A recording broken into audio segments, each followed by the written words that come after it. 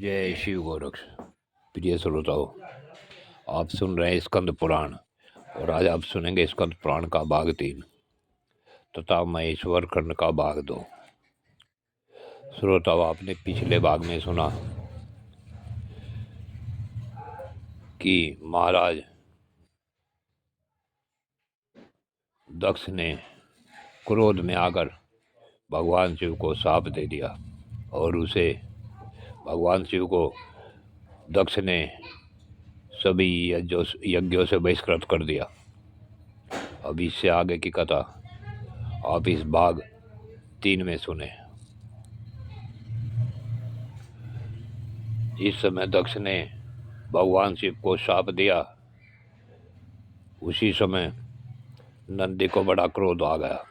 वे बोले, आओ मेरे स्वामी महेश्वर यज्ञ भाग से बहिष्कृत किए गए यज्ञ, दान, तप तथा नाना प्रकार के तीर्थ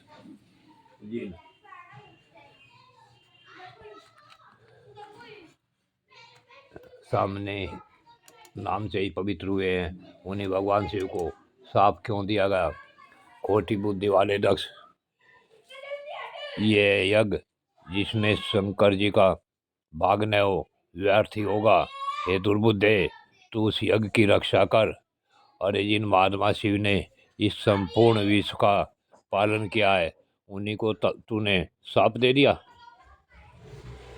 तब महादेव जी ने नंदी से कहा, महामते, तुम्हें ब्राह्मणों के प्रति कभी क्रोध नहीं करना चाहिए।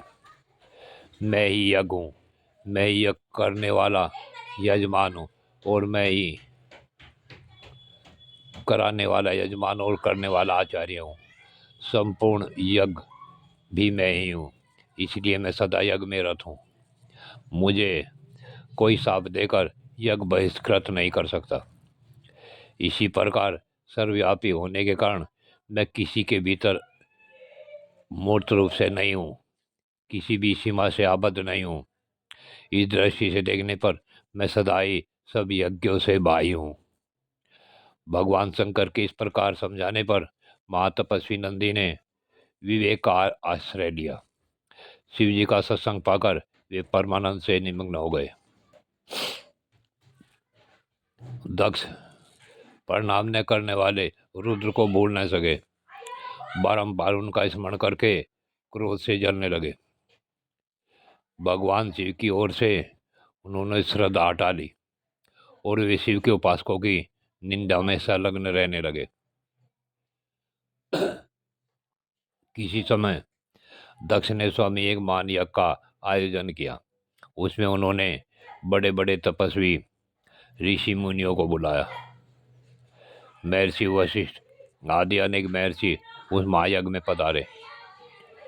महर्षि अगस्त, कश्यप, अत्रि, वामदेव, भृगु, दधीचि, भगवान व्यास, भारद्वाज और गौतम, ये तथा और भी बहुत से महर्षि वहाँ आए। सभी देवगण, समस्त लोकपाल, विद्याधर, गंधर्व तथा किन्नरों का भी आगमन हुआ।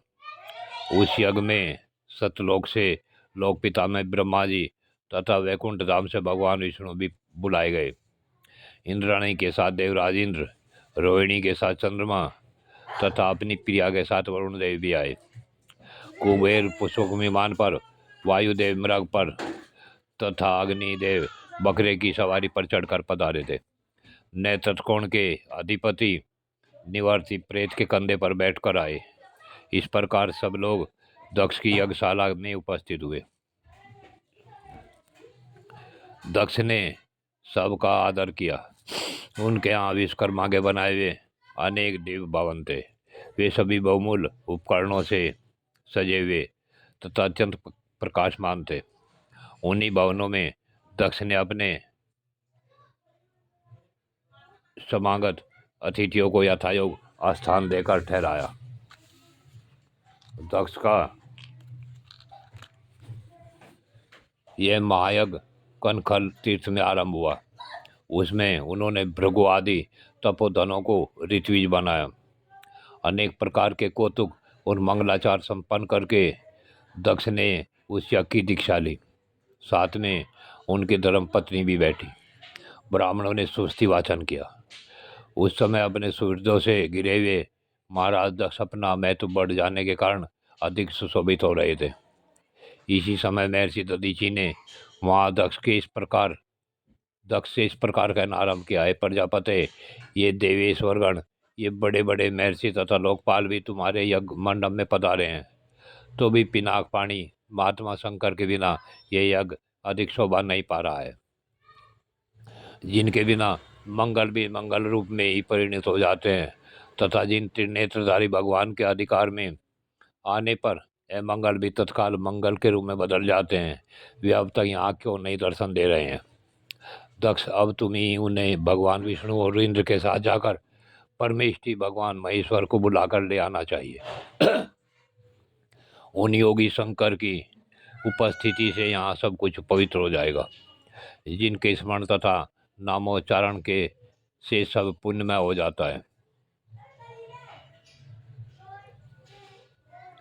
दधीचि का यह वचन सुनकर दक्ष क्रोध में भर गए और बड़ी उतावली के साथ उत्तर देने लगे।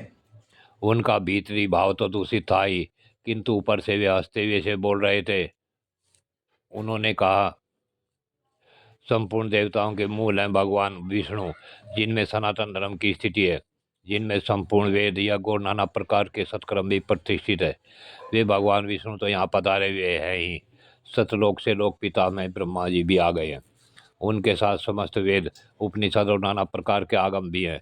इसी प्रकार आप कैसे निष्पाप महर्षिगण भी आ ही गए हैं, जो जो यह कर्म के योग्य है, शांतचित और सुपात्र है, वे सब महात्माएं पदार्पण कर चुके हैं।